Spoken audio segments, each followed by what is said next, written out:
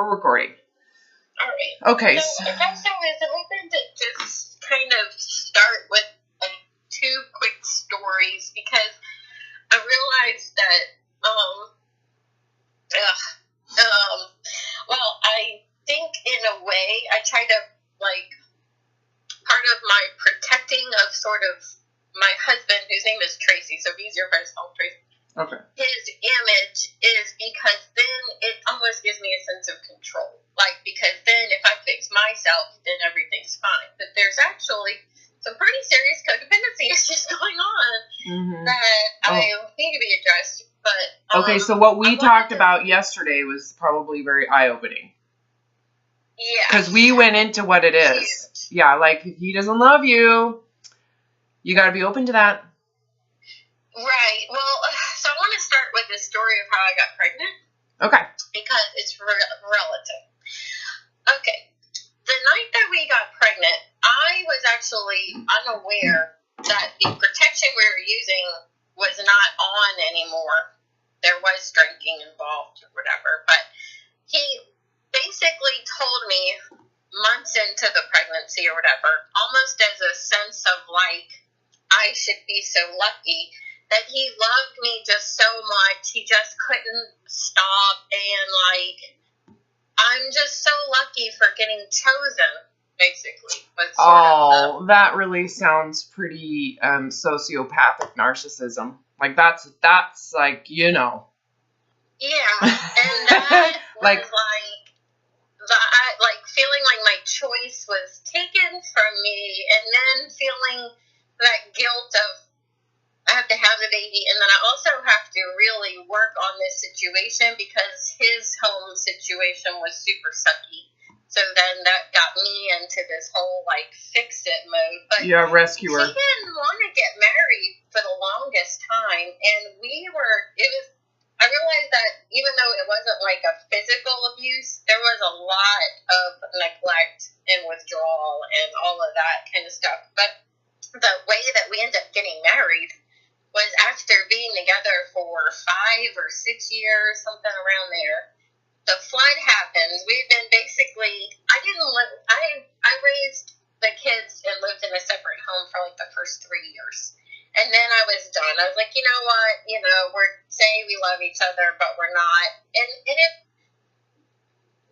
even moving towards marriage or whatever. So and he's like, okay, well, you just move in. So now I'm working on this house thing. But then the flood happens, and that kind of just put me over. And so I left. I was like, and part of the excuse was that we actually didn't have a place anymore. Like, all the mattresses got ruined, everything. So I basically was like, this is really over for me. Well, then he offers marriage. And I tried to explain to him how that never really felt good because it was only because I had already left. And then, so, and even,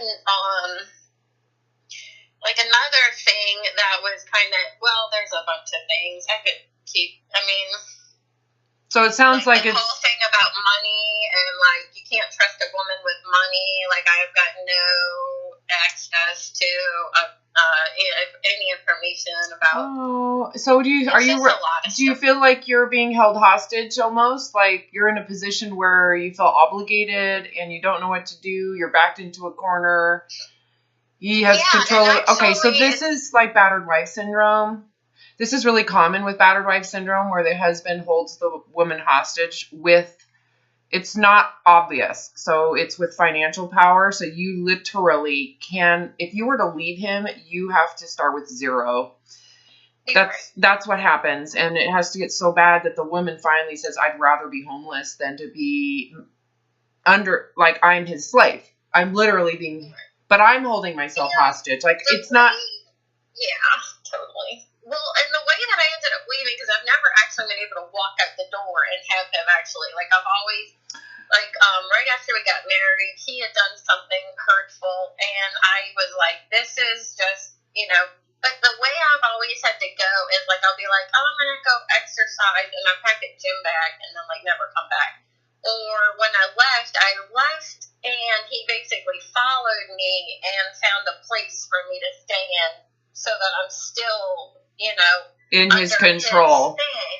Right. And so do you see how why he wants you to stay home too? Do you see why he wants you to stay home and homeschool and he actually his father died when he was 3. And he was raised by a stepdad who would not let his mother work at the home. That was like, no, So he kind of grew up, I think, with that mentality as well. But I do feel like part of his wanting to save everything is related to his own image and status, because he talks a lot about status of other men, or like if his family member has something he feels like he doesn't have, like he gets sort of this sort of like. So I realized too that I was protecting that because I knew that if I said it, then it was that I had to really. Well, I don't know if I really want help for me and the kids. Okay, well, I can tell that you're. I can tell that you're far more aware of what's going on right now, and this is very, very difficult. Very, very, very difficult, because how do you salvage a relationship with someone that is more concerned about your owning you than actually you and your well-being? We talked about this yesterday. I was like, it sounds like he cares about. Did. It was really interesting. I was like, she's already picked up on it. I'm the one who has to be like, okay, yeah. So I see that. So that's where you started with. I've been protecting him. I need to tell you the whole story. I did that as a child, and I also, even as a child, like there was the whole your family's super dysfunctional, but in public, like you've got the perfect family kind of situation. You're basically in a battered wife syndrome. It's like Stockholm syndrome.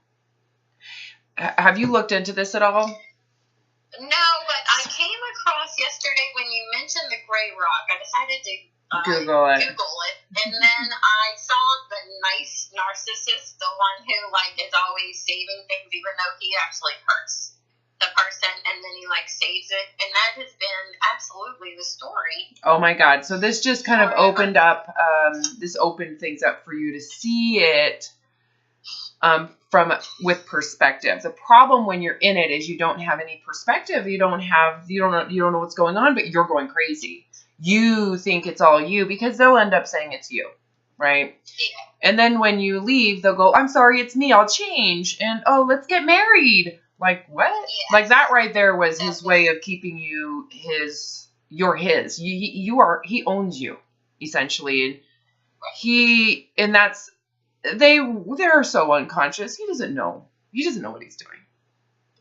Right. And that's the other thing is you go, he's actually a really good person. Of course. So are you. Right. So it's wants to he's willing to go to counseling, so oh yeah, but he doesn't see that it's because he's kind of hanging on to his own status. Well, and he's more concerned about exactly how things are perceived than you. He may actually care about you, but he really cares more about what you're doing for him. So this is you're basically his. You feed his narcissism. You're giving him what he wants out of it. It's a sense of success, and he's probably taking ownership, or it's a fantasy, right? You fit this concept of the perfect home. She's a stay-at-home mom, and she teaches my kids, and I have control. You would never let my wife do that, So it's very dominating. Whenever I finally did move in, now this was after I was like leaving, and anyway, now I'm moving into this home that needs massive repair, but he actually took his son out of private school so that I can homeschool him too. And that went on for like 2 years until we saw that his son really had already been set on a track of his own school thing, like he was used to being in school. Yeah, well, and you know what? That puts you in a horrible position because now he's being punished and removed from reality and being, and it puts you in a position to where you're going to have problems with him. You and his son are going to have strain, and look who doesn't have the strain, or look who is removed from that. Right, because he goes to work every day. You got it, and he works in sales. He doesn't even, he doesn't even always sleep at half. So this whole time, so this is the thing. I want to go back to Battered-Wife syndrome, Stockholm syndrome. You defend your captor. Yeah. There is a point at which you start to actually, because they control, and this is what they found in the syndrome. Keep in mind, a syndrome is when there's a combination of symptoms that they see together, like a wheel in spokes. The wheel doesn't work without the spokes. The wheel doesn't work if you have missing parts. So with all these parts together, there's a wheel and it works, right? So the captor / husband or religion or belief system, right, controls your ability to support those basic fundamental needs, the first and second hierarchy of needs. Food, water, shelter, they control those things. And they remove those things or give you those things based on your compliance. You comply, there's a reward. You don't comply, they remove it. Right? So if you don't do these things, so even if he's not necessarily manipulating, the fact that he's 100% in control of all that money means you have to go to him and ask. I'm so surprised he gave you the money to work with me. But he might have thought, well, if she... Actually, yeah, I had some other, and my mom helped, so he put in like 500 of it, but he would have never put more than that. I would have not gotten the help if I didn't have like that small savings thing. Yeah. And my mom's help, so yeah. Thank God for your mom. Yeah. I wonder what she thinks about this whole situation. Not that it matters, but... Yeah. Because on the outside, it's like what happened to my child, what's going on? He's taking away any ounce of authenticity. It depends, though. If your mom was kind of in a similar... She had an abusive environment. Father. She's got some codependency. Yeah, and so so she doesn't know how to relate any different, but either way, we'd be curious after you come out of this what she thinks, just out of curiosity. I'm just curious. It's not relevant. Okay, so back to defending your captor, you're getting something out of it too. So that's the part that's the hardest, is it's co-narcissism. I want you to know that. And we've talked about, it sounds narcissistic. And what keeps it partnered is the fact that you believe the fantasy that he is selling to you. So to leave, you'd have to give up the fantasy. You'd have to give up those 1950s and 60s pictures of moms and the cuteness and the dad who comes home and the wife that's hair done and she's wearing her apron. You'd have to get over that shit. Realize that that's fucked up and it is not okay. Well, and I was thinking of going back to school, like, right away. I mean, I have to get the kids adjusted to regular school life, but I wanted to go back as a teacher. I taught high school Spanish when I taught before, but I let my language skills go, so I was going to go back and do, like, science. Oh, yeah. You don't want to teach Spanish anymore? You couldn't reintegrate? You couldn't it's there. It's hard because it's like definitely out of practice. Sure. But, well, what brings you joy? Teaching high school, sure. I guess I almost prefer middle. I really like the 8 to 12-year-old range. It's kind of my favorite. Okay, well, you're special to do that. That's pretty cool. Okay, so back to this relationship with your husband. Mm-hmm. The hardest part is because they can feel love. Okay. It's just they are only feeling it when it looks like the illusion is matching. Mm-hmm. Right? So they can have these feelings of affection and love when they feel things match or align with their goals. So for example, you can feel love for your body when you're losing weight. I love my body, but it requires that weight loss. So you can get that narcotic reaction to this concept of safety when the conditions are being met or on the route to being met. So and then you feel that, right? And he says that he'd be happy for me to go to work and make these changes. I guess I can just... Well, he might be evolving. That's where it's... Yeah. But you can't rely on him evolving. You need to, what I would recommend, and I'm not a marriage counselor. I'm not this, what I'm doing is talking to you about what I would do with what I'm aware of. You're doing what you need to do. You need to get as much independence emotionally and psychologically and support-wise as much as you can. You need to get to a place where you do not need him. You don't need him. And that was part of even my goal, like when I left, so I left almost not even knowing, like, how, I knew I had to get a job. Like, I had to, like, become independent before I was really going to be able to leave, let's say. But I also had, like, my son, whose dad was in Pensacola. I figured that would be good for him. My oldest is actually my mom's bringing him to and from school right now because he's still in New Orleans and coming back. So I'm trying to, like, get everybody in the same location still and get myself to a certain place. And I also, I know I'm really big into trying to, like, teach him sort of, and I did that to my dad a lot.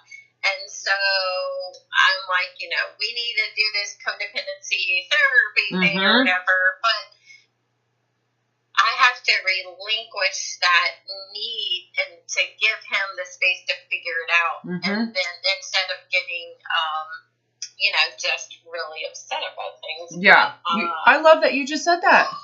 Good for you. Yeah. I love that. Like, that is something that really stood out. Is like, you'll figure it out. And actually, so yesterday we had a phone call, and I appeared a little bit off to him after our session. Well, of course, he drives all the way up here, and it took him a long time because he was like on the other side of his territory, And he always brings me flowers. Oh, of course. Always buying me. Because he's starting to feel insecure. But at the same time, he cares about what he's getting from the relationship. Okay? He cares about what he's getting from the relationship. The thing about this is this. I have a lot of compassion for your husband. I do. I also have a lot of compassion for you. You both are co-narcissists together. He and you and you and him, and you've manipulated him just as he's manipulating you. You've bought into it. You've participated in it. And he is now maybe unaware of how to function. You're getting help. You're talking to me. He's not talking to anybody. And I even asked him, I was like, maybe you can set up some sessions with Robin. I was like, but I don't know if he should get a different counselor. But he's like, okay. The problem here is that if he is not believing or thinking that there is something that he needs, like, is he miserable within himself? You are miserable within yourself and knew you were losing your shit. If he is not in that space. And he's not in that. Okay, so what that you know of, right? Because he's coping. He's probably got all sorts of coping mechanisms, right? So he's miserable, but there might be but you're one of them. And if you remove this, he's going to start breaking down because you're probably his biggest glue holding his shit together, right? Yeah. So the problem is he's going to start blaming. He's going to start blaming me. He's going to start blaming you. He's going to start blaming your mother. He's going to get paranoid. So because this is like, I'm losing my thinness. So go into you losing a ton of weight and then getting your uppity up high status in your mind of yourself, right? And imagine how paranoid you get when you feel that it's going to go away. Super paranoid, super controlling, and that's part of why he's having these impulsive issues to come see you and bring you flowers. He's scared out of his mind. That's a hard place to be. He needs to be coached. He needs counseling right now. Right. One of the things, if he doesn't want to work with me or pay those fees, he needs to find a counselor that really specializes in codependency. Right. I believe. And he said he's happy to go to counseling. And my fear is because we're talking about getting a place, signing a lease, and all of this kind of stuff, is I've been on the roller coaster. Right now, he's fighting to save things, but that's just part of it. And then once things settle, I know it just gets almost progressively worse. Yes. Well, so what you need to do is you need to make sure you do not commit to those things. Just say, we have our whole lives together to figure this out. Right now is not the time to do all this shit. It's too much. It makes me feel claustrophobic. I need to get my independence. I feel like I have battered-wife syndrome. Use the words. Yeah. Because I noticed all my nervous habits after we decided, and I thought it was maybe just my dad, because I really wasn't super able to be honest or really see, and so, but all of them went up. I was just eating whatever junk food, not even going to the grocery to take care of myself, biting my nails, all of them, I'm like, wow, I'm getting really stressed out. Yep. Well, because we're starting to go into the root of the issues, and you're going into fight or flight, and that's what you're feeling. That's what I've been describing to you, right? Yeah. This is what it's going to feel like. It's as soon as we start taking off the armor, you set down your weapons, right? Those are all of your coping mechanisms. All of them you're going to start to feel like, I'm going to die. I'm under threat. I don't know what to do. And that feeling of inadequacy and I can't handle this rises. Those impulses increase. Yeah. And our goal is to actually get you to do nothing. What I want you to recognize is if you do the things that you're aware are not good, you will get divorced, and this will end in a terrible way. So what's the risk of saying, no, I need boundaries right now. I have to figure my stuff out. I cannot do this right now. If we're going to be together, we're going to be together. It's going to work out. We don't have to control this. If we really love each other, it will work out. And it'll resolve, and we can get past this. I am telling you this with integrity right now. I am saying this as someone from the outside who believes what I just said. Now, I also believe that if it's not meant to be, he's not going to be willing to let go of his controllingness, and what is going to end up happening in that environment? You're going to leave him. It's over. Yeah. So, you have to give him the opportunity. You have to give him the opportunity to surrender and to go into his fear, and don't comply to his, just don't comply. All you got to do is say, no, I'm not going to sign. No, I'm not going to do it. I'd rather work at McDonald's and pay my own lease now. That's what ended up happening was, and all the thought processes that are coming up in my mind because I've been trying to basically escape is we actually put the little place that we have here in Florida is finished at the end of this month. Mm-hmm. And then I was going to go to sign a lease on a place in Ocean Springs. Well, all I'm thinking of is, okay, we're actually getting out of this situation because he is paying for the place I'm at now, and I could possibly, at the end of May, make my break. Good. That's what I'm thinking. Good. And I'm like, this is my chance. This is my chance to. So don't accept.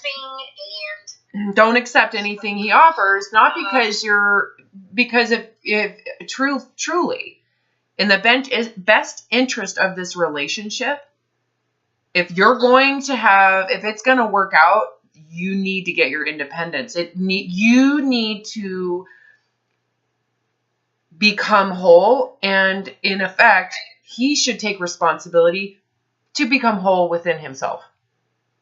And then at that point, if there is true love involved here, where you actually care about the individual, independent of each other, you're going to be married until the day you die.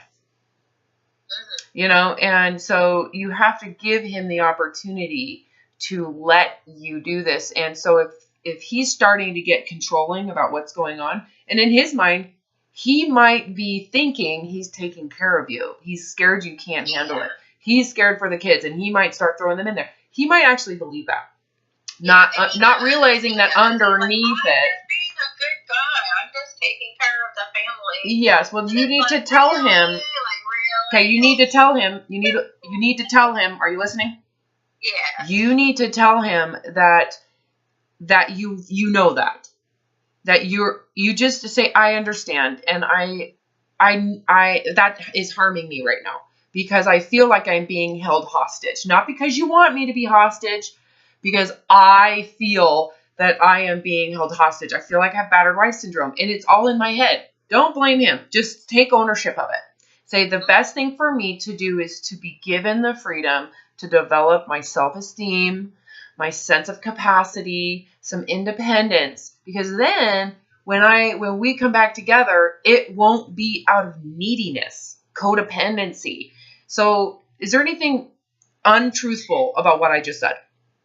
No. And the thing is he really doesn't like the distance we have because I'm currently 3 hours away. Yeah, he needs to get over that. So obviously he's going to have these feelings of insecurity with you, and you need to be compassionate to him about that. Doesn't mean you need to be enabling and do what he wants and make him. You just need to be like, we need a date. I need some separation because I'm starting to go crazy in this. I feel like I'm being held hostage. Are you writing this down? No, but I am listening and okay. Write down. But okay, when you come back to this session, I'm recording it. These are words you need to tell him because he's lacking. Yeah. He's such in his own self-defense right now because he's feeling so scared. Again, I have to just go into his humanness and the fact that, his entire home is blowing up, right? And what he thought was safe is now not safe. And what he thought was the right thing to do is actually harming you.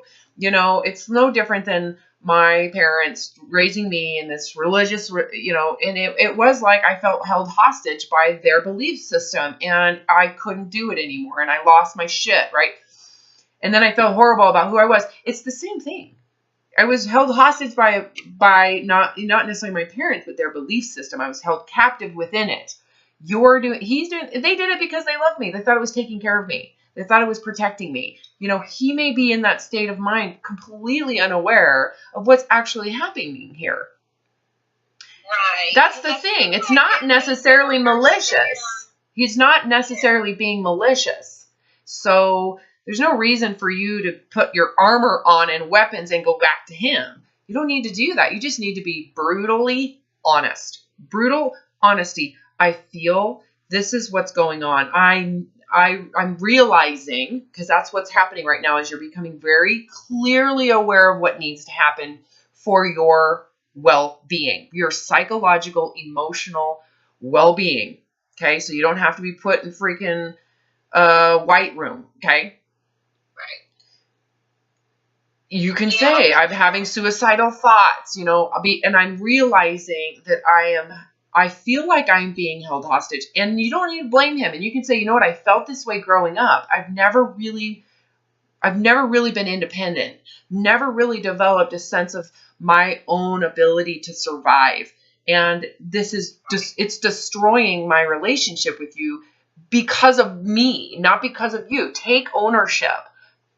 This isn't a poor me, I'm weak. No, take ownership.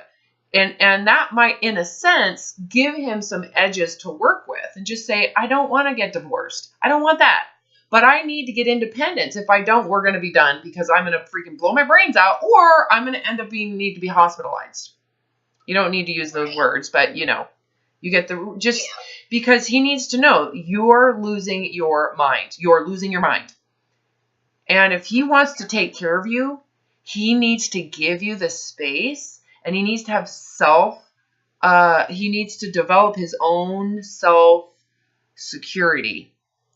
He needs, and this is where you both have been damaged by a very toxic relationship without knowing it. Right. So we're not putting him in the blame persecutor. He's your, we can call it a captor, but you know what? I don't know if he knew it. And I think he willfully took it. So how do you blame someone when there's two people toxically relating to each other, completely unaware? Right. Until you are aware. And so in your place, you can say, I gave away so much of my freedom because I wanted to be taken care of, because I believed in that. There's something you got out of that. There was something narcissistic that you juiced. You got the juice out of it, but it came at such a high cost that you got smaller and smaller and smaller inside that you're blowing up, right? Pressure's too big, too much. Walls caving in. I so get that feeling, because that's when I went nuts. That's when I went nuts. It was when I started losing my everything. Everything sucked. So it's very important. I'm giving you instructions right now. Yeah. Okay? That you tell him these things. Stop protecting him from the truth. Yeah. This would be like my parents finding out that I have an eating disorder and I'm psychologically ill and I have horrible problems. And the fact that they're going to have to go, whoa, where did we go wrong? What happened here? Yeah, that's what they had to do.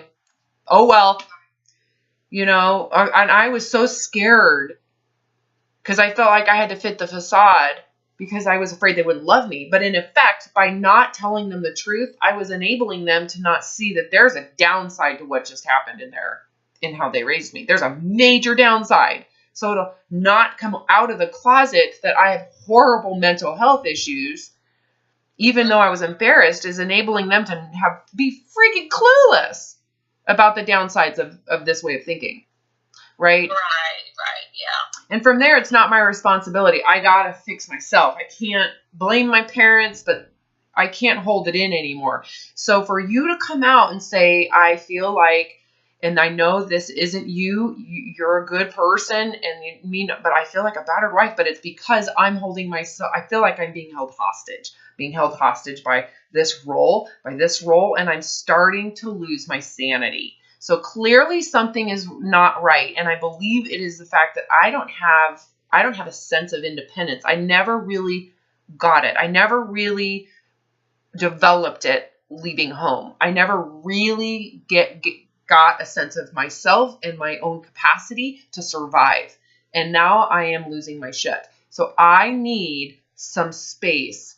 And it is important that you recognize that as you gain space, and he is the willingness for him to let you do that, you need to tell him that. I need you right now to have your own confidence in yourself and in myself, that what is going to happen in the long run will be beneficial to us all. It may be in a different way. It may be, but right now, this is not a healthy environment for our children. Psychologically, it's not healthy. This is horrible codependency. Send him links to some of this codependency stuff and what it is. He needs to witness and see that I have participated. To him, you're the narcissist. So you might want to just own up to that. Yeah. And be like, you're right. I can't stop. I am so not healthy right now that it's super. I got to figure this out because I don't want it to be about me. Right. But for whatever reason, if it's not so insanely clingy, it's like it would be to. And at the same time, I know all I have to do is just say it, just be brutally honest. So yeah, and don't put any blame. It's not his fault. You need to see that. He won't want to go to counseling while we're together. He's going to say basically that we're not going to be able to do it unless we are together. That's not true. That's not true. If he went to a counselor who knew what's going on right now, they'd say, you need to get some time away. You need to figure your own individual stuff out before you come back into this toxic codependent relationship where she feels held hostage and you're holding her hostage out of your insecurity and wanting to care for her. So he's the enabler here. Yeah. And so are you. You can see that you're both participating. It is really toxic. And no wonder you're having body image issues. That's your own way to find my own safe place. Right. with my body. That sucks. I hate my body. I need to make it better. So you're projecting the same toxic relationship with the body and your dieting and your food and your body and dieting food. It's like juggling a balls on fire while you're standing on a ball on fire. It's terrible. No, it's really just awful. And I know the kids need help, like we all need help, because they need to integrate into a school system, and they don't really know about things like test taking or stand in line, raise your hand, like all those things. And it'll probably be fine, but still or even just whatever peer, issues may come or whatever. So there's a lot of things that really need to happen. And then I was thinking I would go back to school, but I don't know if I just need to go back, just work, and just pay for my own place. Because I was thinking I would need to I just needed to get some kind of decent job, basically. Yeah, no, you need my independence. You got it. And you should do that. And the thing is this, what if in order for the marriage to work, you need to have your own life. Like, I need a job. All I need is a job. I want to feel like I can take care of myself if I needed to. Right. And now the marriage is a little bit better. That's easy, right? And if he really, but the thing is this, marriage aside, if he loves you, he would want you to do what is going to make you feel good. That's why I don't feel loved, because I feel like he's more interested in his own image and status. Okay, that's fine. Take that thought. I don't care. That doesn't matter to me. That is irrelevant to what you and I just said. I want you to know that right there is you being a victim. If he loves you, you're not giving him the freaking chance. When have you actually verbalized what I just said to him? Or what I just said to you? When have you verbalized to him what I just said to you? I need to get, I want to feel good in myself. I said that, but I always it's like I say things, but then I relinquish that stronghold. Like, I don't stand firm. And I said, I really need space. I want to. That's fine. You just. Get a job. I want to think, but then I just. Okay, I need you to listen to me. Okay. The problem up to this point is you haven't really understood what the problem is. Right. So it's really important that you can process this with me. And that's what we're doing. Get some clarity. And so tell me this, how does it feel to know, what does it feel like when I say it's really important that you get a job? You need to have something where you feel that not only are you doing something you like to do, but you can support yourself if needed. How does that feel? It feels like that's definitely the step that I need to take. Okay, just how does it feel? Coming from so I feel disgusted about what I've been in. Okay, pause. Just, I get that. I need you to answer I know, just listen. I'm going to ask the question again. Just answer the question. How does it feel when I say you need to get a job and you need to just get some independence financially? You need to feel like you have independence. I do feel some reluctance because of that image of the family. Okay, so pause. So, remove that. Yeah. Get rid of that. That's your brainwashing. So now let's go into what it feels like. How does it feel? Okay, let me rephrase this. Let's pause. Okay, thank you. I'm like, you keep on distracting, and I've noticed this too. No, you're just not really listening to me. Okay. Now, I'm not putting you down, but there's so many times where I'm talking and you just go off. You're not listening. Listen to what I'm saying. And I am so with you. And this makes my job so hard because that's why I take notes, because you're going way off on tangents and I'm trying to get you to listen and I'm giving you instructions and you're leaving the instructions. Coming back. I got to come back. Right? And part of that is because you're so scared. You're in a scared state of mind. You're panicky. Focus right here. Look at my face. Like if I were to come be with you right now, you'd be like, ah, and I'm going to be holding your face going, look at me. Just look at my face. Just look at me. Probably so, yes. Just focus on me. I totally do that. Okay. Yeah. So pause. To these things like a bunch of times. Okay, good. Okay. And it's, I don't take it personal. I know what's going on, but I have to sit and pause and then go, okay, let's go back to what I was talking about. Because you're thinking these are relevant things. Like you really think that it's relevant that you feel bad, that you should be at home and I get that. But that right there is why you're miserable. Is it really been wonderful for you to be doing what you're doing? I know you think the idea is wonderful. You worship it. You're worshiping an idol. You're literally putting it up on a pedestal. But what's going on in reality? Yeah. No, it's a nightmare. It's a nightmare. You're losing your shit. You're actually not really doing very well. No, I'm doing worse than I've ever done. Okay, so let's think about that idea, because you have it in your head, right? Because on pencil, we pencil it out. It sounds fabulous. Staying at home with your kids, being there to support them. What's so bad with that? But that's not what you're talking about.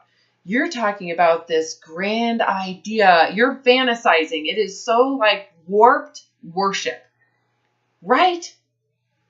Yeah. Okay, yeah. so you need to ask yourself, is it that really superior? Is that really idealist? Is the idealism that you're saying, I should have that, is that really what is good for you and your kids and your family? No. Can you admit that it sucks? Yes. Can you admit that you have failed completely and you have done it above and beyond? So your above and beyond is still inadequate. Yes. So is what you think is so righteous really righteous if it requires its followers to be miserably insane and codependent and have no life and no soul and a hollow life? No. Okay. Exactly. So when do you quit? That. Yeah, it's kind of one of those things like put it down and back away. No, you need to. It's one of those things where you have to let go of what you think you're getting from it. What do you think you're going to get from that? Literally, it's an image in your head. It's an image. It's a concept. What are you going to get? What are you getting out of it?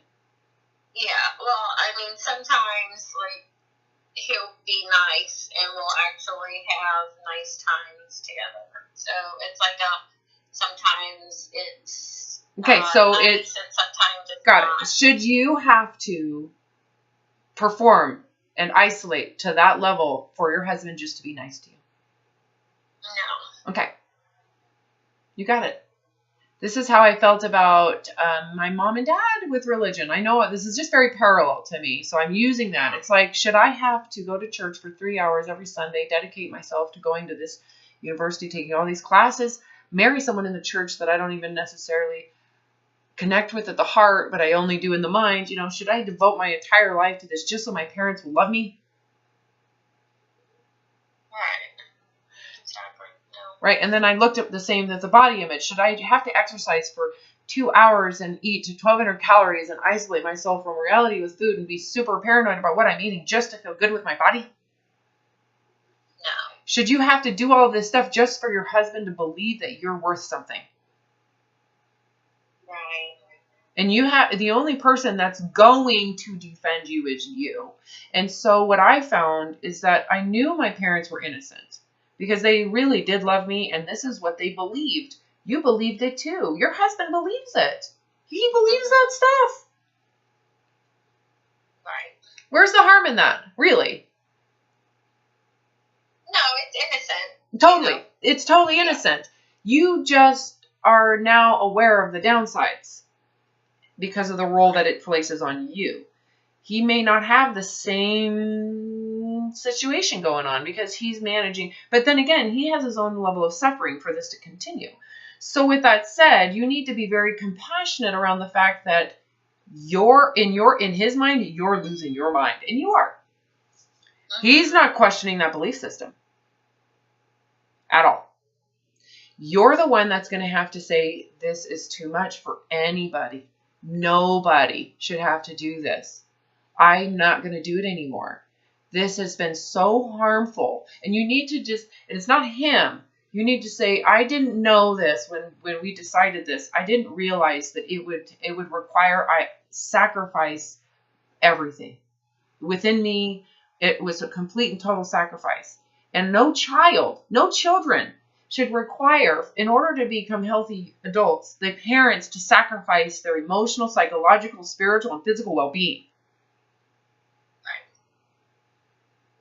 It's not worth it. Yeah. Right? The whole thing.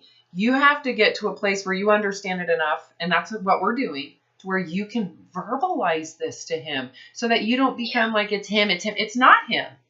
I get really intimidated, and it could be just my lack of clarity. That's what it is. Yeah. No, that's what it is. Right. You haven't been able to. Correct. Okay, that's what we were talking about a little bit ago. It's like, it's not that you could look at that and go, well, of course I'm going to cave, because I'm not really looking at where the source of that, what's promoting this in me. And it's, if you didn't have to be this magical concept of mom and wife, okay, just think of it as a religion. If that was gone, how would it be? What would it feel like? If you could just be yourself, let the kids go to school, have your own job, come home. Would just be so nice. Okay, so that's right there. So what you have to do is let go of the indoctrination. You have to let go of the radicalism. What I just described is normal, quote unquote normal. Like, just integrate in reality. Why can't I just be a normal person in this freaking country where I go to work and the kids go to school and they go and they smoke pot? Let them smoke some pot for a second, okay? And then, you know what I mean? Let him fuck up. He's just gonna basically say, like, I just want to be normal with you. Like, just say, I'm done. Like, he just won't. Like, he's so clingy. That's fine. That's fine. If he's okay allowing you to be real and to have a life, and then it would work out. It would work out. Yeah. You need to have a voice here, and he needs to know how this is impacting you. If he loves you, he will say, I am willing to do whatever you need to become whole again within yourself. You know, it's like what you want for your kids. You want them to live in a way that brings them joy. If you found out that the way you're living is bringing them mental illness, would you feel okay with that? No, and it is bringing them that. Yeah, it is. And you need to know, if I'm mentally ill in this, we sure as hell are going to have mentally ill children. So if we want our family to live joyful, meaningful, authentic lives, and to truly be independent, we gotta be real. We can't isolate ourselves from reality anymore. We can't be shaming reality and judging reality, because the truth of the matter is, we're living in our holier than thou way of being, and I'm losing my shit. I'm miserable. I have mental illness, obsessive compulsiveness. This is wrong. And do you see how this has nothing to do with him? It has to do with this environment that you both wanted. Right. And that's the problem is, like, I know he wants to just stay together, but if he doesn't realize the baggage he's bringing, then it doesn't matter where we're located. And then it triggers me, especially now that I've become more aware, it's going to just get worse and worse. And so, but I know he's just going to be like, I'll do anything. And then he's willing to go through counseling or whatever and everything. Okay, well, that's good, because that's good. Be physically separated, or could we do it together? You tell me, because I think you need separation, and I think he actually, as much as he's scared of that, he needs to sit with himself, and he needs to think too. So I do think you need counseling, but I don't think you should be together. That's just my opinion. I could be wrong. Right. So. Well, I do feel like he's unwilling to allow things to come up Like, he'd rather just use his coping mechanisms. Well, because it makes him feel really insecure. So I just want you to know that the problem here is that you both have been promoting an environment and believing that this type of environment is good when in reality your current way of living, the current way of being is toxic. It's toxic, it's poisonous, you're suffocating, you can't think right, you can't even be a human being. And so the concept you're chasing is the actual source of the issue. Right. Okay? So you're actually codependent with these belief systems. Right. So the problem is if you get rid of these belief systems, what is it? How should this work? You know, and so it sounds like for you, you clearly have hit your wall sooner than maybe he has, at least that you know of. But in the end, I think the key here is your ability to communicate, your ability. And he might say, but that's not what I want. I don't want a wife that's that way. And you have to go, then you know what? Then you need to find someone else. Because it was, for me to be that way requires that I live in misery. Like I'm miserable inside my mind and my heart. Like I'm literally in a dark cage psychologically. Right. And so it doesn't work for me anymore. I can't do it anymore. I can't be that way anymore. I have to stay alive and I'm dying. So I respect that. You need to find someone else to do that for you. I can't do it. Yeah. I just can't do it. So if you and care about... I feel like he does really care and is willing to really make the change. So... Yeah, well, you are... I think the key here for you, and again, take away what's happened up to this point. You are just now becoming aware. You are just now going, holy shit. Right. Oh, this isn't about my weight or eating food. This is about an extreme toxic environment that I wasn't aware was toxic. I thought I was doing the right thing. He thought I was doing the right thing. We thought we were doing the right thing. And now I've had some context and some separation to look at it because why am I losing my shit? And I see that this environment isn't going to work for me. It doesn't work for me. You need to respect him and recognize that your marriage stayed together because it did work for you. So now that it doesn't work for you, see this as religion. Just imagine that you're leaving something that you both like. Imagine you're Jewish, okay? Or Catholic or Mormon. And you're basically saying, I'm sorry, I don't believe in that religion anymore. And we're raising our kids to believe it. And I don't want to raise my kids to believe it anymore. I want to put my kids in a different environment. Imagine how he's going to feel when the entire marriage is based on this religion and how it believes and how we indoctrinate and how we brainwash. Not that he's calling it that, but how we're going to tell the kids who they have to be, how they have to be, what they're going to be. And I don't want to teach them that anymore. I don't want to be that anymore. I'm done. Can you imagine how he's going to feel and what that's going to do to his own, like, what is he going to do? Right? Yeah. And you know what's funny, and I know it's somewhat relevant, but he always kind of was the more of like a workaholic sort of, like, he's proud he has kids, but not really interact with them. Like, kind of that old school style of being a father. Yeah, the old school programming. That's a program. Right, like, to him, I feel like I don't want to say I'm more important, but for him, like, he could, I don't want to say he could take or leave him, but he kind of could. Well, that's okay. That's the whole symbol of his status. Like, it's, for him, it's, like, different. Well, he might think it's important to you. About the kids. Like, he doesn't care if they go to school, really, or not. Okay, so I don't think he really cares. That's freaking awesome. Okay, I'm happy to hear that. Okay. Good. So it's you that's the asshole. Yeah, the homeschool and stuff. Yeah, you're the asshole. You're the one holding yourself hostage. So this is where you have to take ownership of this shit. You're the asshole. You're the asshole. You're the one holding yourself to an asshole system. And you're radicalizing it. Because, you and I both know it doesn't have to be so radical. You just became radical about it. And you're the one who's miserable because of it. So don't blame him. These are some of your choices, right? Right. Don't make it that he's doing it to you. You are the one that did it to yourself. Yeah. So, I mean, I think some of the relationship around like money or.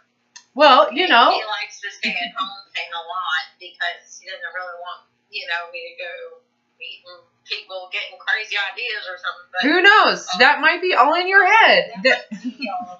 Totally. You might be the asshole and you're the one holding yourself to these belief systems. So it might be your belief systems that you just projected on him, and he's trying to support you. He's trying to make all this money to make sure that you can stay home because he just wants to support you. So this is where, again, like I said, let's not blame him. Yeah. If he loves you, he will let you do this stuff.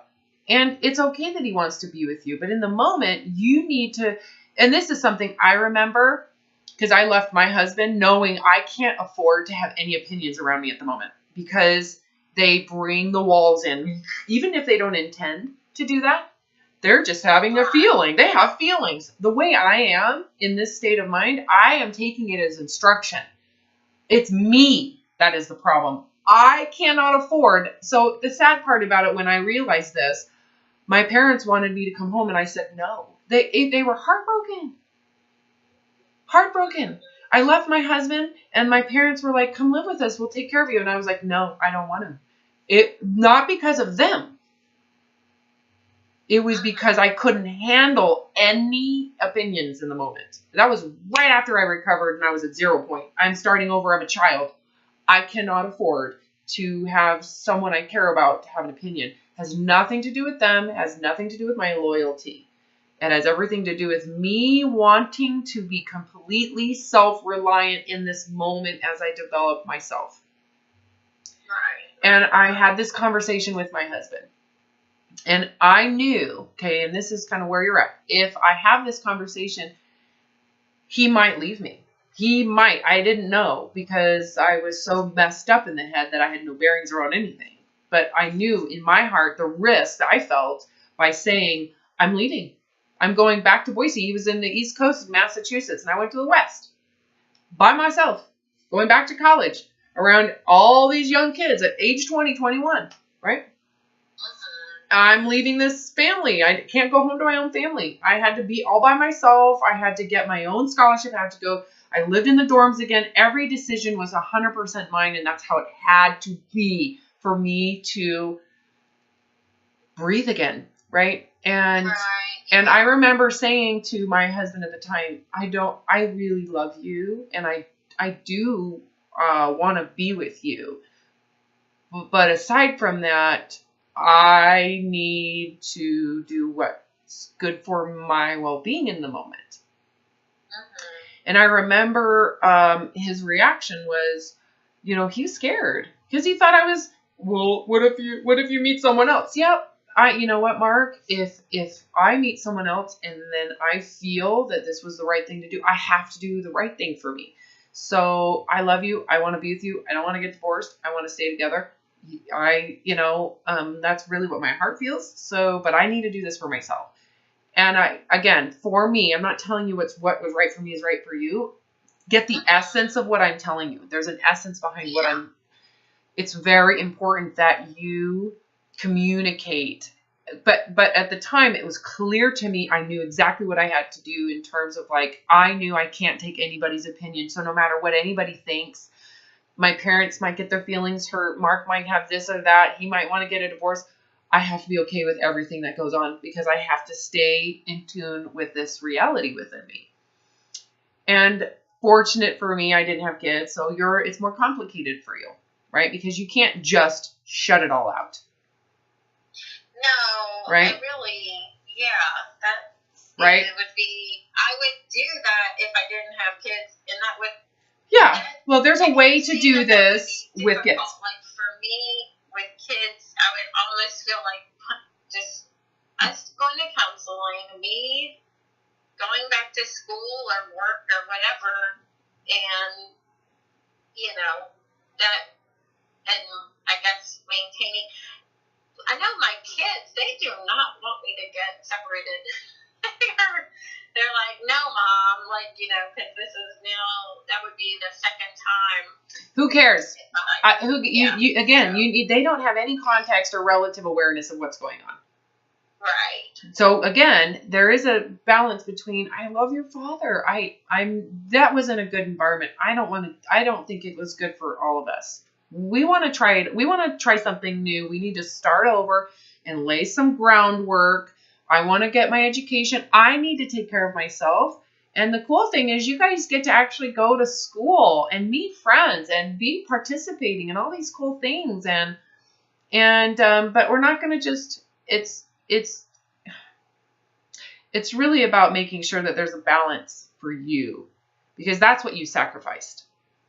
Yeah, and that's what I feel like with the kids going to school. I'm going to have time and I can go back to school. I'll get the degree or finish up, because it won't take me that long to do like a master's program for or whatever. And here's the thing. If you do all of these things, if you do all, correct. And if you do all of these things and your husband is willfully allowing you to do it and you break free from this indoctrination and being controlled, and I believe it's your belief systems.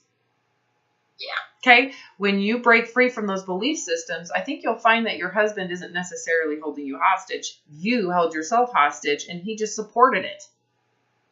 Right. Because you really believed what you were doing was the right thing to do, and you made it grandiose, and you found yourself a friend who's doing the same thing on a whole other level, and so. Yeah, and I can see how, I do see, like, the way we got pregnant, there was some things, but at the same time, he has willingly. Well, yeah, you grew up. You're growing up. You're figuring it out. Yeah.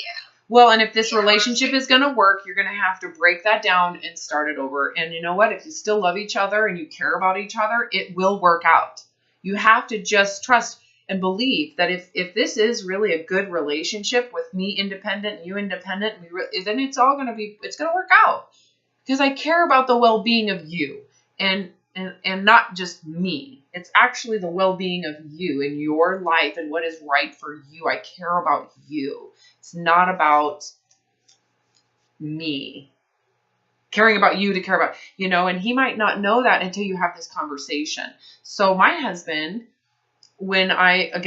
this was really important, actually. When I told him I needed to leave, he said that to me. I really care about you. And if that's what you need to do to be happy, that's all I want, Robin. That's what he said to me. Yeah. And we're still together. Yeah. So with that said, you need to continue to contemplate, and you need to have this conversation with your husband to where it's not about blaming him. It's not demonizing him. It's not making him the persecutor. You need to open your mind to see this whole thing, express how it has felt, that you have held yourself to these ideas, and he has been very supportive. Okay. But you are realizing that this is terrible. This is too radical. Like, it's extreme. It's like a religion. It's like cult, and I can't do it, and I don't want to do it, and I just want to be a normal person. And so you need to find out what that is for you, and if he loves and cares about you, he will allow you to do this and know, and that's what he needs to do for the marriage, not become gripping and controlling. That's the worst thing for you, and you have to be able to verbalize that without saying he's a bad person or it's his problem. Take 100% responsibility here. And that is truly the way to get out of codependency, is to not be a victim, not be a martyr, take full responsibility and develop your strength without needing a crutch. And that's what you need to be able to do. Okay, I have another client. I actually have someone else right now. So I'm going to upload this today. Do you want to keep that Monday schedule?